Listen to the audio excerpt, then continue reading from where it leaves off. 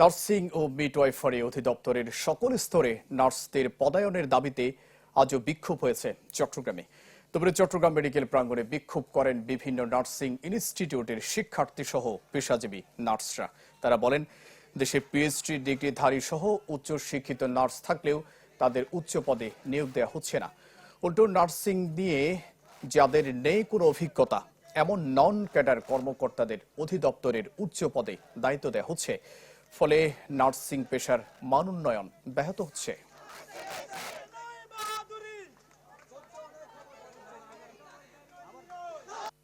Nurse জানে নার্সের কি দরকার, আমরা কখনোই বুঝবেন আমাদের কি দরকার, আমরা কি চাই। আমরা চাই নার্সরা ওই জায়গায় পদায়ন হোক। তারা চাচ্ছে না আমাদের এই পদ থেকে কেউ উপরিত মহলে যাক। আমরা সবসময় কর্মস্থলে সবকিছুতে আমরা অবহেলিত হই, কারণ আমাদের পদোন্নতি নেই।